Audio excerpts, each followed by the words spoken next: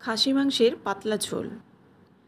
এই রেসিপিটি কিন্তু সব সময়ই আমাদের কাছে খুব প্রিয়, কারণ আমরা যারা মাটন খেতে ভালোবাসি তারা কিন্তু এই পাতলা ঝোলটি সাদা ভাত দিয়ে খেতে ভীষণই পছন্দ করেন। তো চলুন এই খাসি মাংসের পাতলা ঝোল এই রেসিপিটি আমি কিভাবে বানাচ্ছি সেটি আজকে দেখে নেব। নমস্কার বন্ধুরা, মিক্সড ফিউশন সোমার পাকশালায় আপনাদের সবাইকে স্বাগত। এই মাটনের ঝোল বানাবার জন্য আমি এখানে ডুমো করে আলুগুলো কেটে লবণ এবং হলুদ দিয়ে একটু লাল করে ভেজে তুলে নিচ্ছি। খাসি মাংসের ঝোলেই বলুন কিংবা চিকেনের ঝোলেই বলুন, একটু কিন্তু আলু দিলে খেতে কিন্তু অপূর্ব হয়। বিশেষ করে আমরা বাঙালিরা এই মাটনের ঝোল বা চিকেনের ঝোলে কিন্তু আলু দেওয়াটা বেশ পছন্দ করি। তো এই জন্য আমি এখানে আলু ব্যবহার করেছি। আলুটাকে ভেজে তুলে নিলাম। এবার এই কড়াইয়ের মধ্যে দিয়ে দিচ্ছি সরষের তেল, আর দিয়ে দিলাম একটা তেজপাতা দুভাগ করে, আর এক টুকরো দারুচিনি, আর একটা দিয়েছি এলাচ।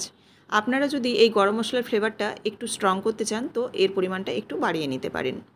আমি এখানে খুব কম পরিমাণ ব্যবহার করেছি, কারণ খাসি মাংসে আমি খুব একটা গরম মশলা ব্যবহার করি না, কারণ খাসি মাংসের যে একটা নিজস্ব গন্ধ আছে সেই গন্ধটাই কিন্তু আমাদের বাড়িতে বিশেষ করে পছন্দ। তো দেখুন, এবার তেলটা গরম হয়ে যাওয়ার পর এখানে দিয়ে দিচ্ছি কুচনো পেঁয়াজ। এখানে পেঁয়াজ আমি মাঝারি সাইজের 3টে পেঁয়াজ দিয়েছি। দিয়ে এই পেঁয়াজটাকে একটু লবণ দিয়ে নাড়াচাড়া করে নরম করে নিলাম। যখন এরকম একটু নরম হয়ে যাবে তখন এর মধ্যে দিয়ে দিলাম রসুন বাটা। রসুনটা দিয়েও পেঁয়াজের সাথে একটু নাড়াচাড়া করে নেব। এদিকে আমি একটা মশলা রেডি করে নিচ্ছি। দিয়ে দিচ্ছি 1 চামচ আদা বাটা, ছোটো চামচের 1 চামচ ধনে গুঁড়ো, দিয়ে দিচ্ছি হলুদ গুঁড়ো, আর দিলাম এখানে জিরে গুঁড়ো, সঙ্গে দিয়ে দিচ্ছি ঝালের জন্য একটু লঙ্কার গুঁড়ো। এবার এটাকে জল দিয়ে মশলাটাকে একটু গুলে নেব। এদিকে আমি যে পেঁয়াজটা ভাজতে দিয়েছি সেই পেঁয়াজটাও কিন্তু দেখুন ভাজা হয়ে গেছে। হালকা যখন এরকম রং ধরে আসবে তখন এর মধ্যে দিয়ে দিচ্ছি একটা টুকরো করে রাখা টমেটো। এবার এই যে মশলাটা আমি রেডি করেছিলাম এই মশলাটাও কিন্তু আমি দিয়ে দিলাম, তার সাথে দিয়ে দিলাম খুব সামান্য জল। জল দিয়ে মশলাটা কষাবো, সেজন্য কিন্তু এখানে একটু জল দিলাম। আর ঝালের জন্য আমি আর একটু কাঁচা লঙ্কা দিয়ে দিয়েছি 3 থেকে 4টে। তো আপনারা ঝালটা আপনাদের মতো দেবেন। এবার আমি নাড়াচাড়া করে নিচ্ছি, দিয়ে মশলাটাকে খুব ভালোভাবে কষিয়ে নেব। এখানে আমি দিয়ে দিলাম খুব সামান্য পরিমাণ চিনি, আর দিয়ে দিচ্ছি 2 চামচের মতো টক দই। টক দইটা দিয়ে অনবরত নাড়াতে হবে, আর গ্যাসের ফ্লেমটা কিন্তু কম রাখতে হবে, নইলে কিন্তু টক দইটা ফেটে যাবে। তো দেখুন, এবার এই টক দইটা দিয়ে আর সমস্ত যে মশলাগুলো আছে এগুলো দিয়ে এবার এই মশলাটাকে কষিয়ে নেব। মশলাটাকে নাড়াচাড়া করে কষিয়ে নেওয়ার পর আমি দিয়ে দিচ্ছি আলু। মশলাটা কিন্তু আরও ভালো করে কষাতে হবে। আলুটা আমি আগেই দিয়ে দিলাম, কারণ মাটনটা আমি সেদ্ধ করে নিয়েছি প্রেশার কুকারে। সেই কারণে মটনটা কিন্তু খুব বেশিক্ষণ কষাতেও হবে না, আর সেদ্ধ হতেও কিন্তু খুব একটা সময় লাগবে না।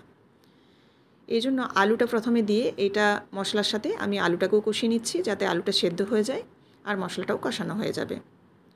এবার দেখুন, এই মটনটাকে আমি সেদ্ধ করে রেখেছি। এই মটনটাকে 4টে সিটি দিয়ে সেদ্ধ করে নিয়েছি। এবার দেখুন, মশলা থেকে যখন এরকম তেল ছেড়ে আসবে তখন এর মধ্যে দিয়ে দেব সেদ্ধ করে রাখা মাটন।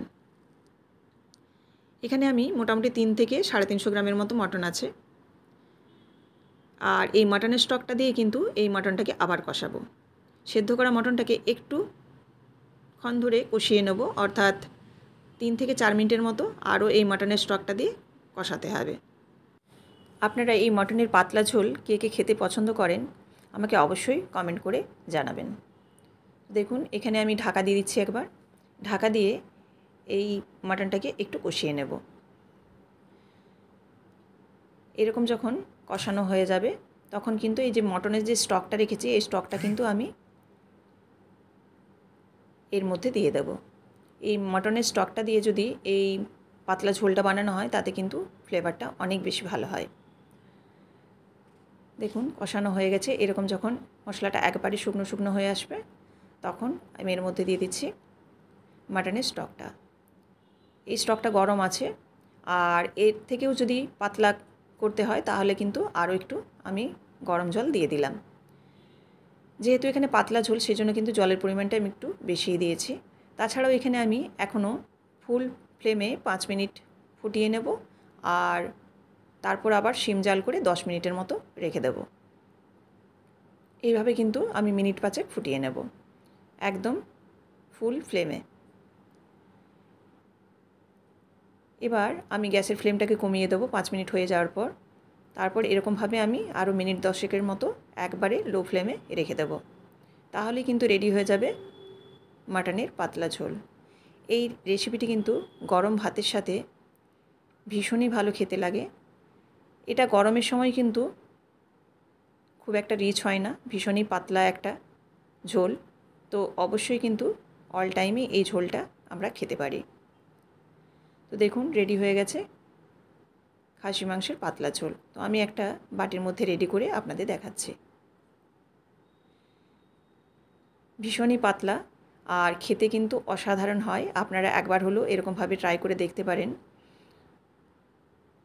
এই রেসিপিটি যদি ভালো লেগে থাকে অবশ্যই লাইক, কমেন্ট এবং শেয়ার করবেন। আর এরকমই বিভিন্ন ধরনের রেসিপি পাওয়ার জন্য অবশ্যই চ্যানেলটিকে সাবস্ক্রাইব করে বেল বাটনটি প্রেস করে দেবেন, যাতে আমার সমস্ত রান্নার নোটিফিকেশান আপনাদের কাছে পৌঁছে যায়। আমার যে বন্ধুরা ফেসবুক থেকে দেখছেন তাদের কাছে অনুরোধ রইল পেজটিকে অবশ্যই ফলো করে দেবেন। আবারও আপনাদের সাথে দেখা হচ্ছে নতুন কোনো একটি রেসিপির সাথে। সবাই ভালো থাকবেন।